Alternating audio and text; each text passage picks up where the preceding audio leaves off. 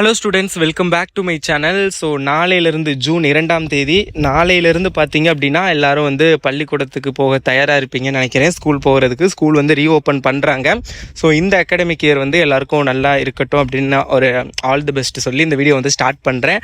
Actually இந்த வீடியோவில் பார்த்தீங்க அப்படின்னா இந்த அகாடமிக் இயரில் ஒரு ரஃப் பிளான் ஓகே ஸ்டார்டிங்லேருந்து என்ன பண்ணலாம், குறிப்பாக வந்து இந்த வீடியோ ரொம்ப யாருக்கு யூஸ்ஃபுல்லாக இருக்கும்னா 9th 10th 11th 12th these 4 ஸ்டூடெண்ட்ஸுக்கு தான்.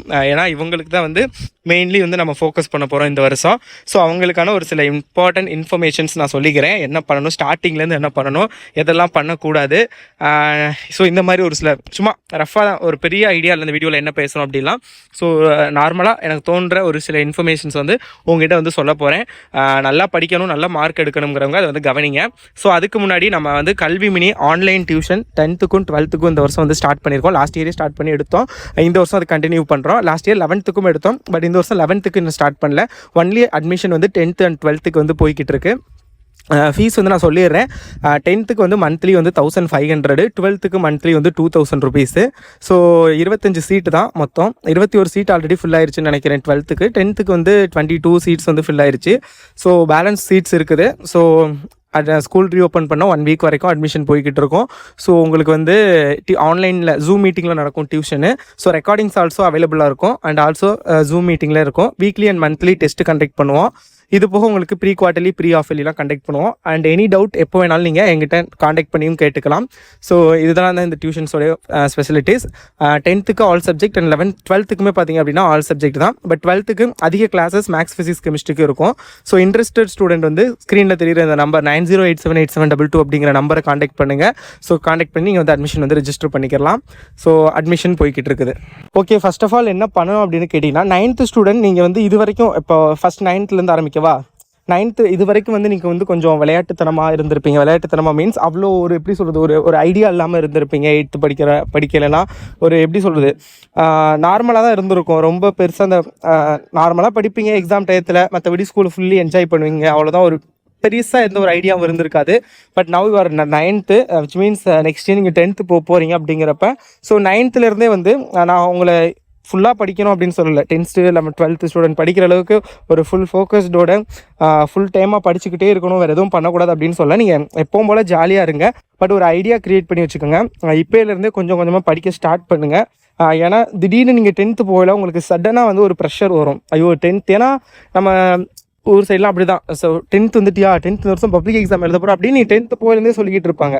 ஸோ அதனால ஒரு எப்படி சொல்கிறது, இப்போவே இந்த 9th ஸ்டாண்டர்ட்லேருந்து கொஞ்சம் அந்த படிக்க ஆரம்பிச்சிட்டிங்க ஓரளவுக்கு. இப்போவே வந்து அப்பப்போ எக்ஸாமுக்குலாம் வருதுன்னா ஒரு 2 weeks 3 weeks இல்லை 1 monthக்கு முன்னாடியே, இப்போ குவார்ட்டர்லிலாம் வருதுன்னா 1 monthக்கு முன்னாடியிலேருந்தே படிக்க ஸ்டார்ட் பண்ண ஆரம்பிச்சிட்டிங்க அப்படின்னா உங்களுக்கு கொஞ்சம் ப்ரெஷர் இல்லாமல் இருக்கும்.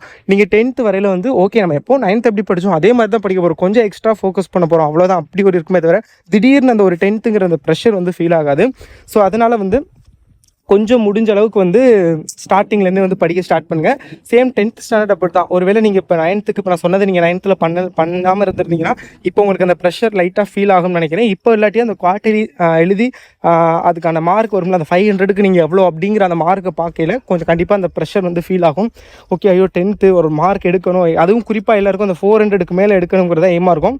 உங்களுக்கு தெரியும் நினைக்கிறேன். போன வருஷம் நம்ம ஸ்டூடெண்ட் 496 ஃபஸ்ட் மார்க்கு. இந்த வருஷம் நம்மளுடைய இப்போ லாஸ்ட் இயர் இப்போ எழுதுனாங்கல்ல, ஸோ 2025 பப்ளிக் எக்ஸாம் அவங்களுடைய ஃபஸ்ட் மார்க் வந்து 495. ஸோ இதான் நம்ம student 10th first mark. So அதே மாதிரி தான் இந்த வருஷமும் எடுக்க வைக்கிறதுக்கு என்னால் எவ்வளோ முடியுமோ அவ்வளோவா நான் டியூஷன் ஸ்டூடெண்ட்ஸுக்கும் சரி அண்ட் ஆல்சோ உங்களுக்கும் என்னால் முடிஞ்ச அளவுக்கு யூடியூப்பில் வீடியோஸ் போஸ்ட் பண்ணுவேன். ஸோ நம்மளுடைய நியூ சேனல் ஒன்று இருக்கும், அந்த லிங்க் டிஸ்கிரிப்ஷனில் கொடுக்குறேன், சப்ஸ்கிரைப் பண்ணிக்கோங்க. மேக்ஸிமம் அதில் தான் வீடியோஸ் வரும். ரீசன் என்ன அப்படின்னு எனக்கு இப்போதைக்கு பெருசாக சொல்ல தோணலை. உங்களுக்கு சப்ஸ்கிரைப் பண்ணி வச்சுங்க. இதில் எப்படி வீடியோஸ் நல்லா போடணும் வருஷம் அதே மாதிரி இனிமேல் அதில் தான் போடுவேன்.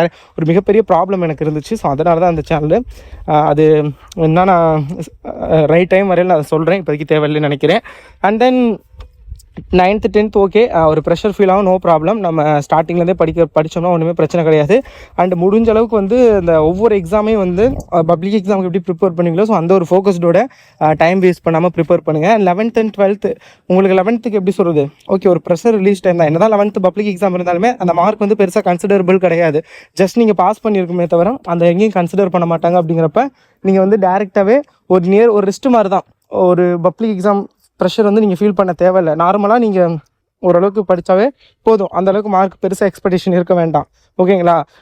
ஒரு ஒரு 10th பப்ளிக் எழுதியிருக்கீங்க, இப்போ 11th கொஞ்சம் ரிலாக்ஸ்டாக இருப்பீங்க அப்படிங்கிற மாதிரி வச்சுக்கலாம். பட் 12th நீங்கள் ஆப்வியஸ்லி வந்து நல்லா படிச்சு தான் ஆகணும், வேறு வழி கிடையாது. ஸோ அதனால் 11th என்னென்ன படிக்கலாம், எப்படி படிக்கலாம் அப்படிங்கிற ஒரு ஐடியாலஜி அண்ட் முடிஞ்ச அளவுக்கு வந்து ஆஃப்டர் 12th முடிச்சு நம்ம என்ன குரூப் எடுக்க போகிறோம், நம்ம என்ன பண்ணலாம் அப்படிங்கிற மாதிரி ஏதாவது யோசிங்க அந்த டயத்தில். ஏன்னா 12th படிக்கிறப்போ உங்களுக்கு அந்த மார்க் ப்ரெஷர் இருக்கும், கட் ஆஃப் வேணும், அந்த இதில் தான் படிக்கிற மாதிரி இருக்கும். அப்போ உங்களால் பெருசாக யோசிக்க முடியாது. பட் இந்த 1 இயரை வந்து நீங்கள் ஆஃப்டர் 12th முடிச்சதுக்கப்புறம் நீங்கள் என்ன பண்ணலாம் அப்படிங்கிறதுக்கு யோசிக்கிறதுக்கான ஒரு டைமாக கூட நீங்கள் எடுத்துக்கலாம். ஸோ 12th முடிச்சுட்டு நீங்கள் என்ன பண்ணணும், எப்படி இப்போ என்ன படிக்கலாம், எது வேல்யூ அதிகம், ஸோ அதை வந்து நீங்கள் செல்ஃபாக நீங்கள் அனாலிசிஸ் பண்ணி ஒரு ஐடியாக்காக எடுத்துக்கோங்க. 12th student as well as நீங்கள் இந்த வருஷம் படித்து தான் ஆகணும். Cut off very important. நிறைய பேருக்கு கட் ஆஃப் பற்றின ஒரு அவேர்னஸே இல்லை. அதை நான் உங்களுக்கு அந்த செப்டம்பர் இந்த குவார்ட்லி முடிஞ்ச டைம் இல்லை ஹாஃப் இயர்லி டயத்தில் உங்களுக்கு நான் அதை பற்றி நான் வீடியோ சொல்கிறேன். அதை பற்றி நான் வீடியோ அப்லோட் பண்ணுறேன்.